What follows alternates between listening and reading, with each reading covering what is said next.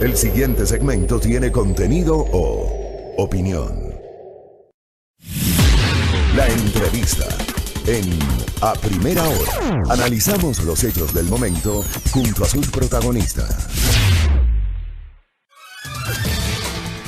Muy bien, goza Alejandra Sánchez, ¿ah? Yuca arriba, yuca abajo. Somos muy pintorescos. Yo creo que algún día, si queda tiempo, habrá que hacer un viajecito, pero bien pormenorizado para conocer esos sitios con nombres pintorescos que tenemos aquí en el Ecuador. Alguna vez de Quito bajé a Santo Domingo por la vía de las Mercedes, los bancos Las Mercedes.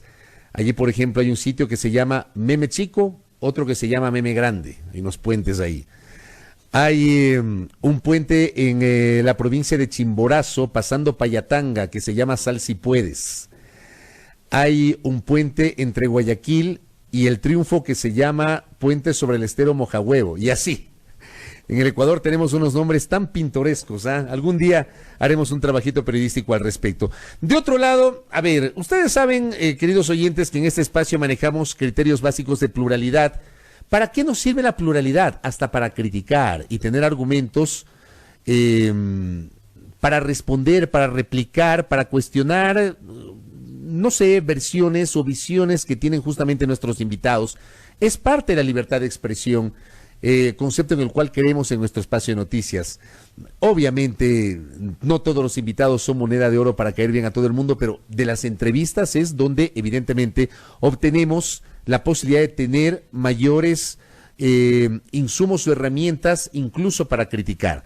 Así que esto solamente a propósito de algunos comentarios que estuve leyendo ahí rapidito en la transmisión del Facebook Live. Bueno, hablemos de otros temas.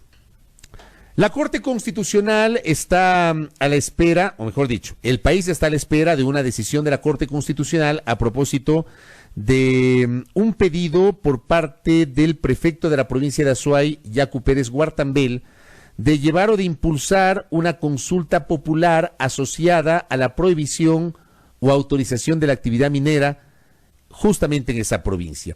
Hemos invitado a un especialista en la materia, el ex viceministro de Minas, Fernando Benalcázar, que tiene la gentileza de acompañarnos hoy ya no como autoridad, sí como analista y conocedor de estas materias. Bienvenido, qué gusto, ¿cómo está usted? Buenos días, muchísimas gracias por la invitación. Aquí estamos. ¿Cómo le va? Ya de civil ahora. Ya de civil, he estado un mes como cuando presenté mi renuncia dedicado a temas familiares y personales, y gracias por la invitación, es la primera.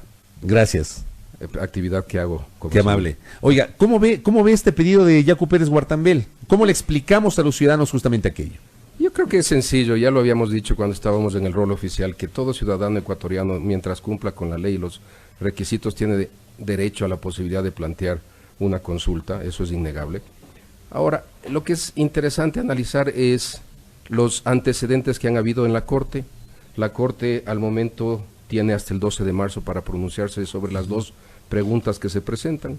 Las dos preguntas son bastante complejas, no son nada fáciles. ¿Cuáles son las preguntas? ¿Las tiene usted ahí? Sí, ¿En términos generales? En términos generales, preguntan a la población de la Azuay si están de acuerdo con las actividades de prospección, exploración, explotación de minería metálica, artesanal, pequeña, todas las fases o los tipos de minería que hay, en zonas de recarga, de descarga, fuentes de agua, regulación hídrica en la provincia. O sea, es complejo, sumamente complejo plantear esto a un votante, a un lector, cuando no entendemos la diferencia entre las diferentes fases mismas de las actividades mineras. Eso es lo que va a la primera. En la segunda, también plantea si estaría de acuerdo con que las concesiones metálicas preexistentes o que se hayan dado en estas zonas que tienen fuentes de agua, de recarga, descarga, etcétera, deben ser removidas en definitiva en la provincia de la Azuay.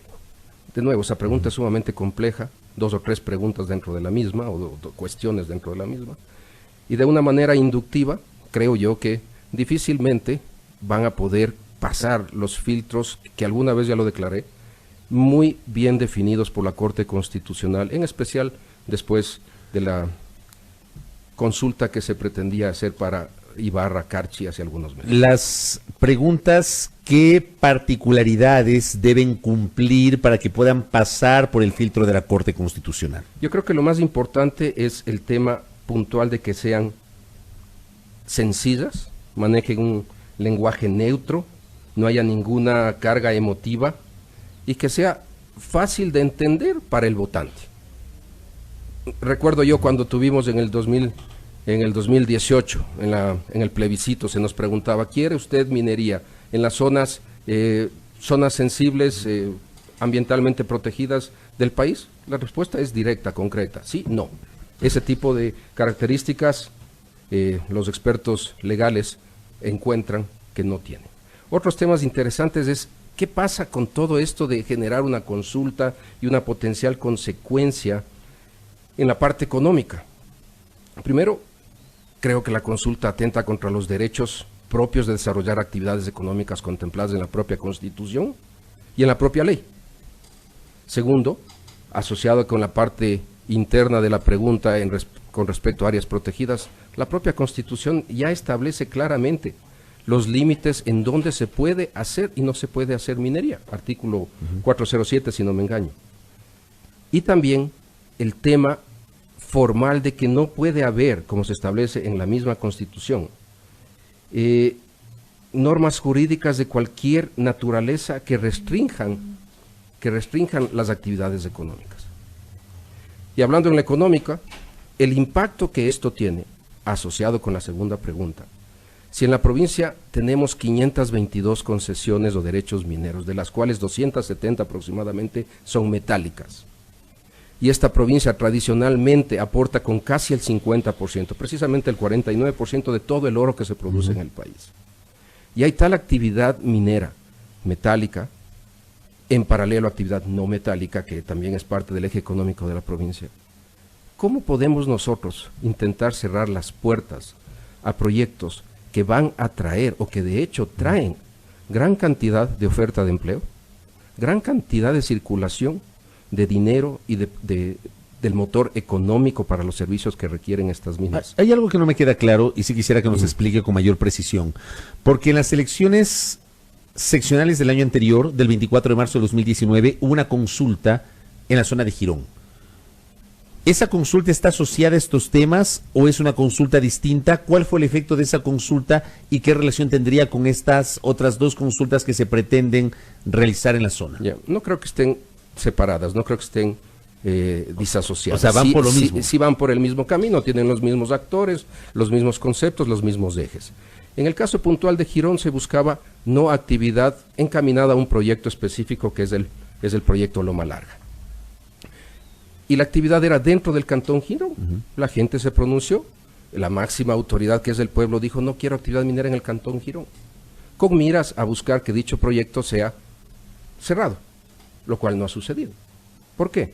Porque dentro del cantón Girón se dijo que no, mas no en los cantones adyacentes como el cantón Cuenca. La boca de mina y el yacimiento como tal está en el cantón Cuenca. Entonces la empresa, que es una empresa canadiense, ha continuado sus inversiones, ha continuado trabajando, moviéndose en las fases respectivas. O sea, ese resultado de la consulta no afectó a las operaciones de la empresa canadiense. En lo más mínimo, la empresa ha continuado haciendo sus trabajos coordinadamente. Entonces, ¿para qué convocaron la consulta? Es la pregunta que ellos tienen que hacerse. Y ese tipo de cosas son las que usted le ponen en perspectiva, si hay un interés real en esto o es interés político. Y simple y llanamente, tomemos ese como un ejemplo.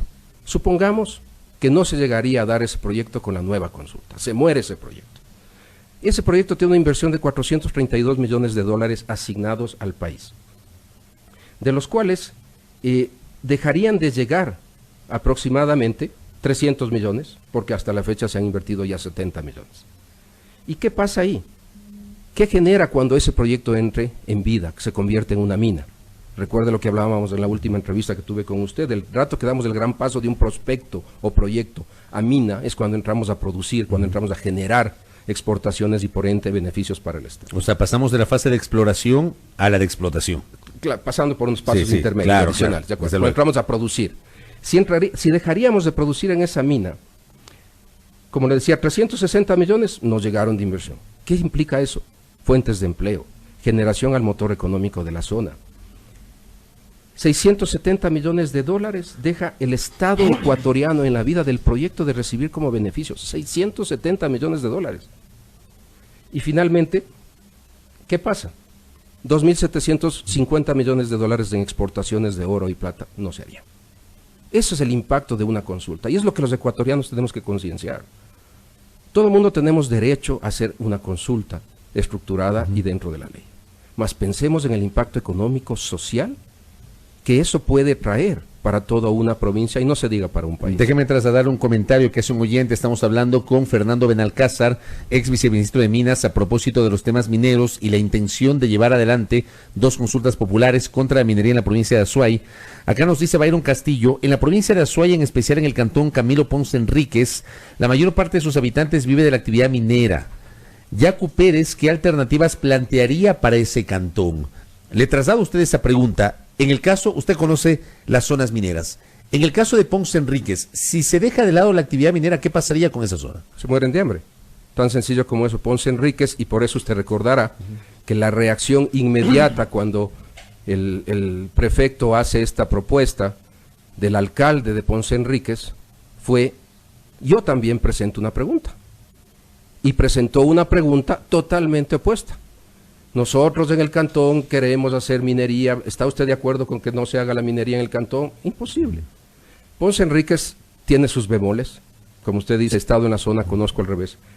El alcalde actual es consciente, como minero que es, porque él es un minero de toda la vida, que hay temas ambientales que demandan atención en las prácticas, malas prácticas, prácticas pobres del pasado, y que él está trabajando con las autoridades. Por ejemplo, allí viene un tema de fondo, la contaminación de las fuentes de agua, el hecho de que, y por ejemplo ahí recibo otro mensaje de un oyente, el tema del mercurio. Yo no sé si todavía se está utilizando mercurio. El mercurio es que está prohibido además, sí, el mercurio está prohibido en el Ecuador oficial y legalmente. Exacto, legalmente está prohibido. Exacto. El Ecuador es suscriptor del convenio de Minamata, que es un convenio donde decidimos que no se puede utilizar en ningún lado del mundo. Y además la ley de minería lo prohíbe, si mal no recuerdo, ¿no? Ok.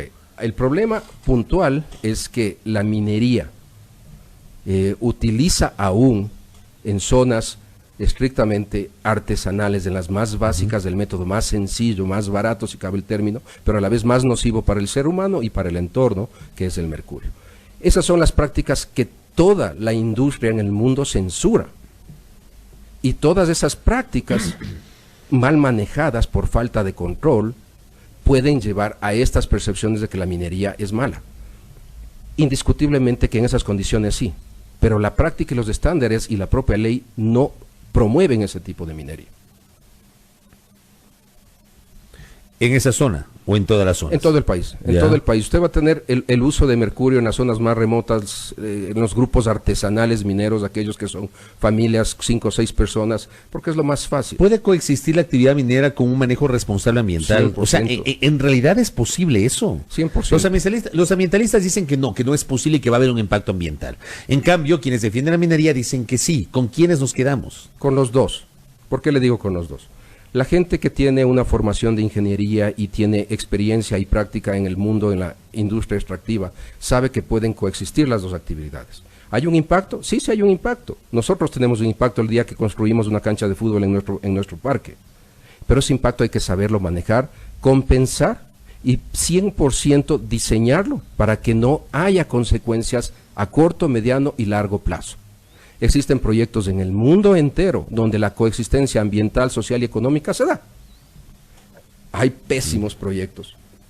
Hay experiencias del pasado terribles en los temas ambientales y sociales en todo el mundo, como es la propia minería ilegal. Pensemos lo que fue junio, julio del año pasado. Hasta que se de Buenos Aires. Hasta que el gobierno pudo intervenir. Uno de los grandes problemas ambientales y sociales que ha tenido el Ecuador y un legado que quedará por varios años, que de alguna manera compromete a una concesión legalmente existente. El tema es que tenemos Buenos Aires, donde había minería ilegal, incluso grupos armados que estaban en la zona, tuvieron que intervenir con militares. Tenemos el tema de Zaruma, por ejemplo, que ha generado afectación patrimonial. Tenemos el tema de Nambija, que yo no sé si sigue operando en Nambija, pero digamos, ese probablemente es una de las zonas más emblemáticas y más complejas que ha tenido a nivel minero el Ecuador. O sea, hemos tenido a lo largo del tiempo experiencias negativas en el manejo minero. Y no hablo de los proyectos mineros a gran escala que seguramente tienen otras particularidades, Mirador, Fruta del Norte, etcétera, sino de otro tipo de proyectos sobre los cuales se ha generado esta discusión y en el imaginario de mucha gente pensar en el hecho de que la minería per se es mala. Totalmente de acuerdo. Nambija sigue operando. Estuve en Nambija hace unos cuantos meses. Nambija es a Buenos Aires en la época de los 70s a lo que es Buenos Aires en los 90s. Si hubiese habido redes sociales y televisión, hubiéramos visto Buenos Aires igualito como hubiéramos visto Nambija como vimos en los 80s. En los 80s, 70s, 80s. Ahora, el tema en términos generales es cuando la minería artesanal, ¿ok?, y hasta cierto punto, cierto tipo de actividades de pequeña minería no cumplen con el marco regulatorio del Ecuador. El Ecuador en temas ambientales y en temas sociales es muy exigente con su propia ley. Y de ahí viene el cuestionamiento o la pregunta. ¿Las agencias de regulación y control minero tienen la capacidad instalada y operativa para hacerlo? Y la respuesta es no. Uno de los grandes problemas que yo viví durante 16 meses es no poder trabajar de una manera más eficiente porque no hay recursos.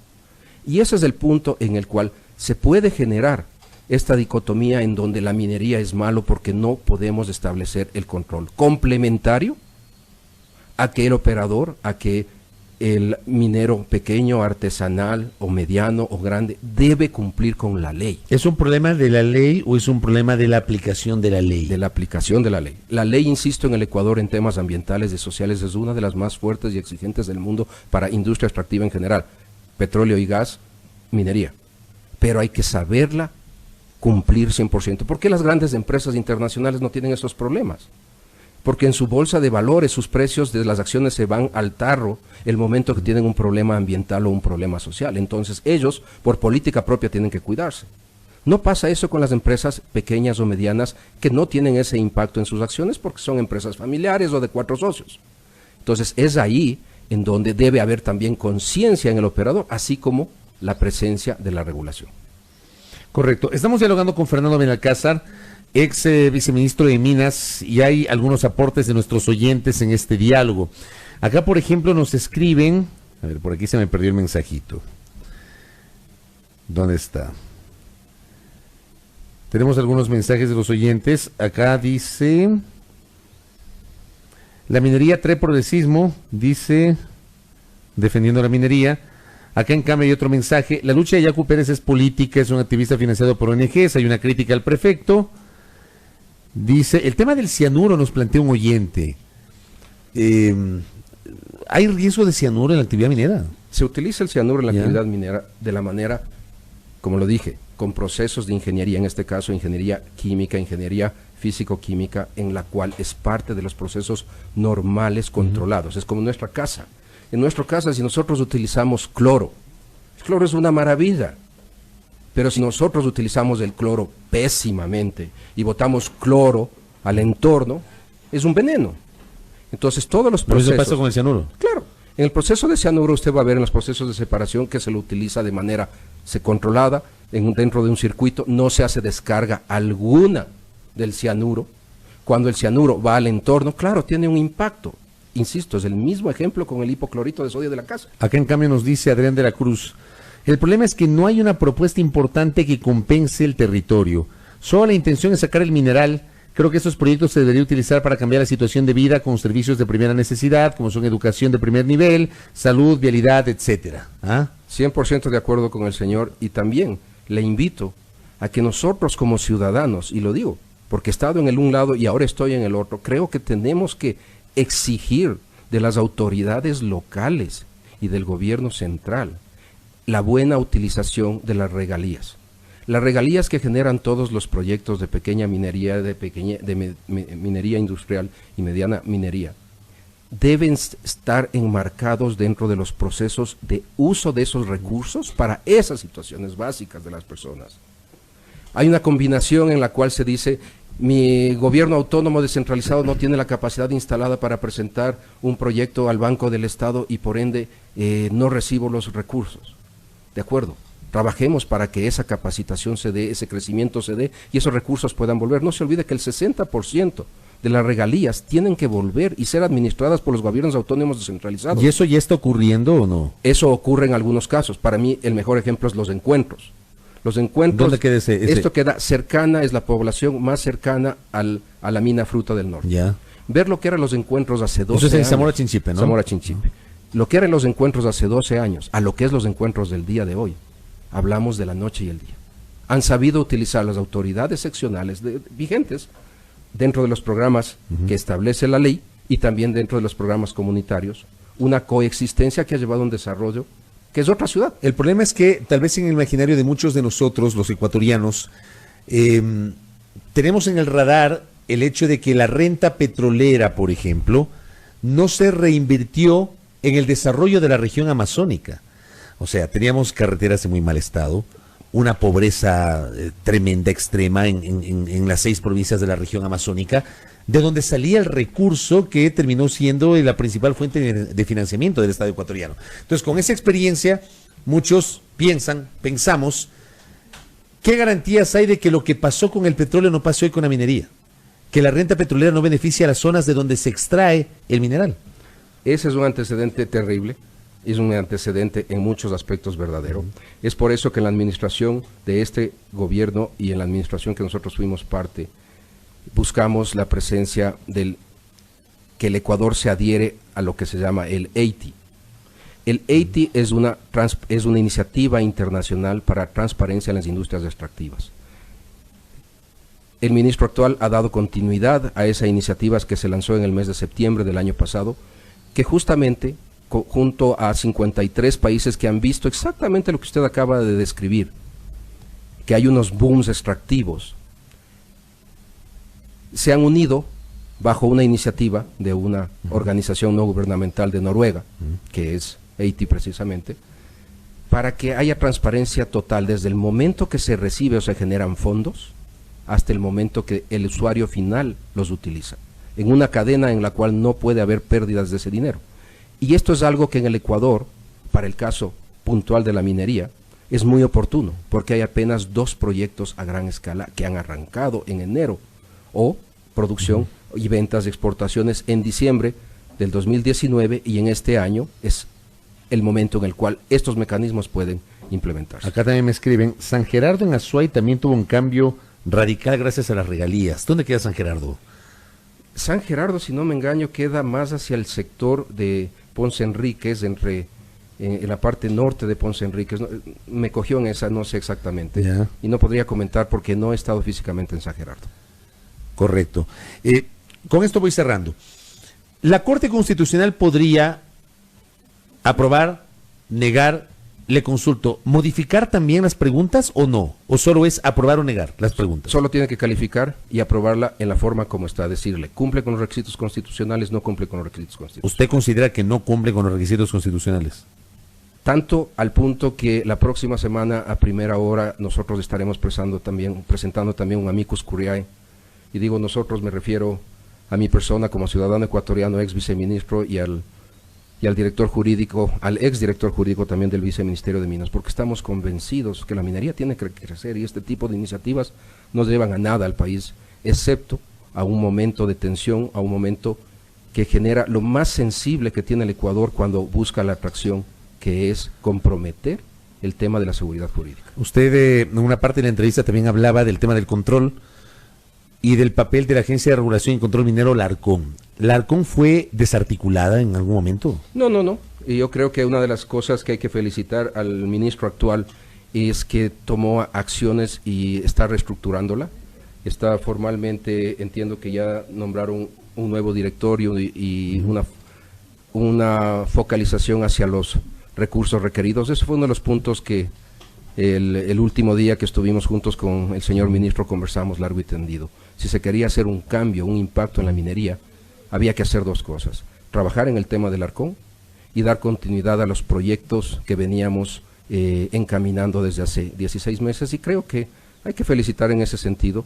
El viceministro también ha dado continuidad a todos los proyectos claves, entre esos el catastro minero, entre esos la revisión y la actualización del acuerdo o pacto de accionistas para otros de los grandes proyectos a futuro en el país, que es Yurimagua. Así que Creo que vamos por el buen camino y seguimos en el buen camino en la minería. Correcto. Gracias por el tiempo, señor ex viceministro. Por el interés de explicarnos, ¿no? Porque este es un tema complejo que evidentemente está allí en el ojo de la tormenta, el tema minero. No, y le agradezco por su invitación y siempre las órdenes. Fernando Benalcázar, ex viceministro de Minas, hablando aquí en A Primera Hora sobre la intención de generar 2 consultas populares en la provincia de Azuay. La Corte Constitucional tiene plazo hasta el 12 de marzo para pronunciarse sobre este tema. Fernando Benalcázar, crítico con los textos de las preguntas planteadas, y ha mencionado que la próxima semana se va a presentar un amicus curiae ante la Corte Constitucional sobre ese tema. Gracias a nuestro invitado, 8 de la mañana con 1 minuto en A Primera Hora.